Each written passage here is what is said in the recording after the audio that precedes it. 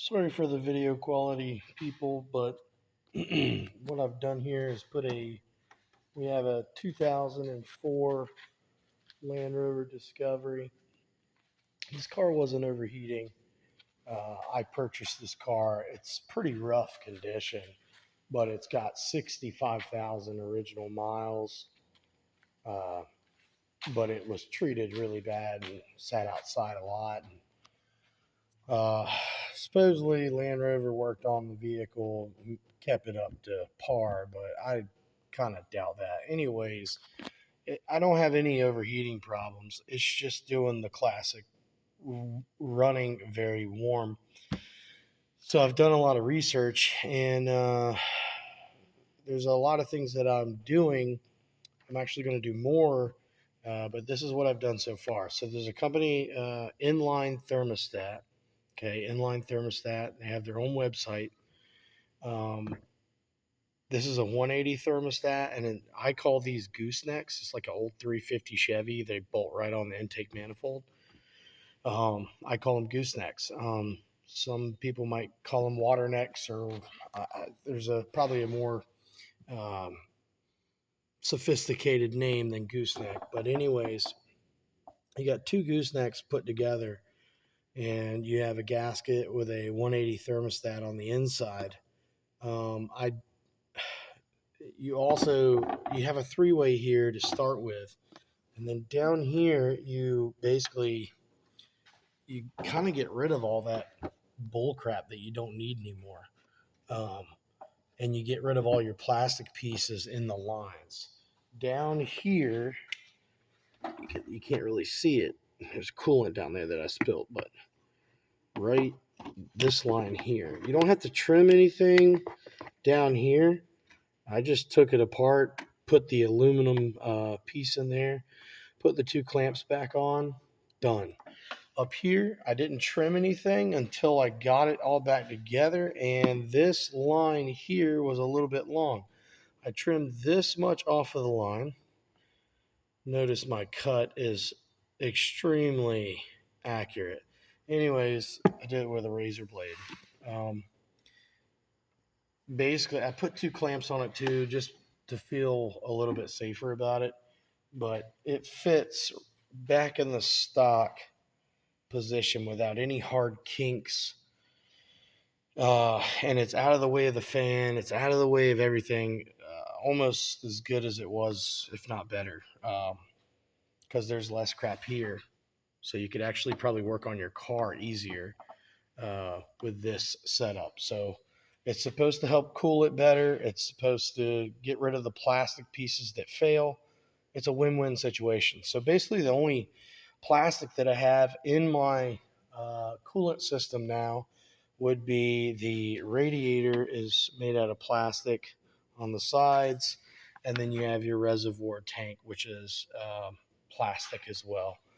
But this I just found this out. This has the TD5 fan, so that helps with the cooling a little bit more too. And it looks as though when I had all this off, that someone had replaced the water pump at one point. It had a blue gasket. You could tell that somebody had put that on there. I did order a high flow water pump. I'm going to see how it does just with this mod.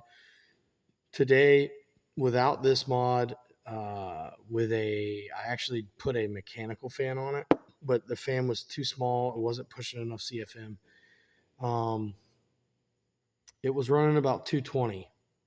Um, on the highway, it would cool down to like 210.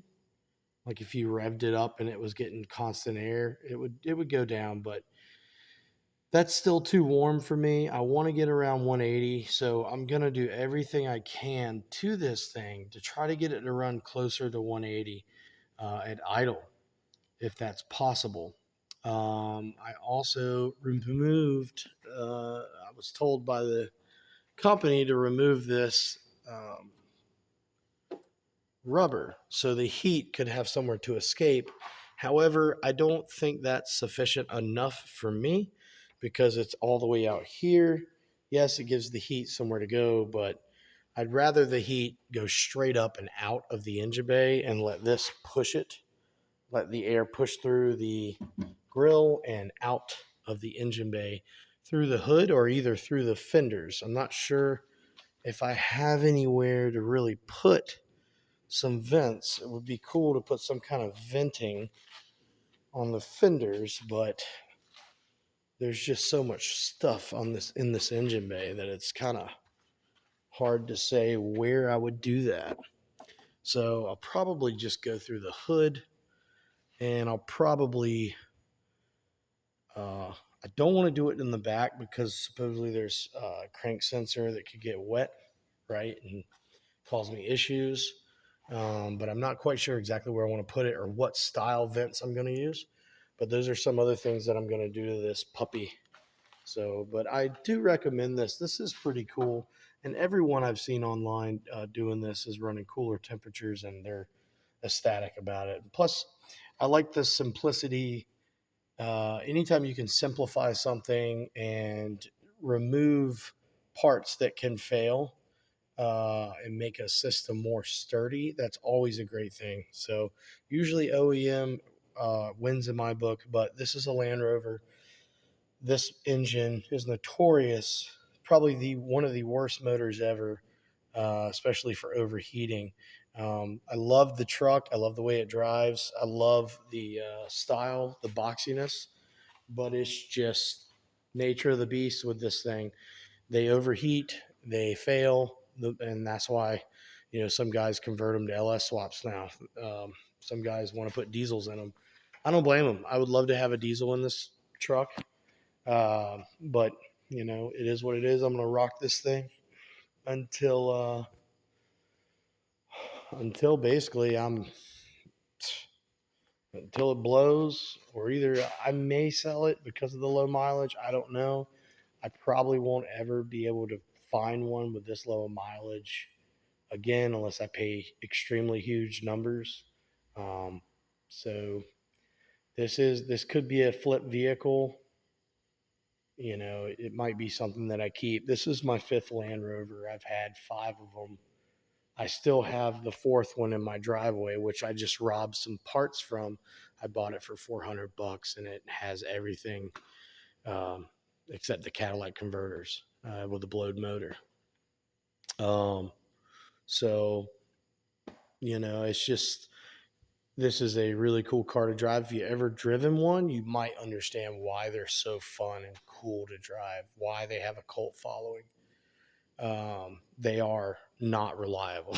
So, and they can be expensive. So, uh, doing this kind of stuff, trying to knock the cooling part of it and get it to cool better. Next is working on the sunroofs, the air conditioning. Uh, yeah,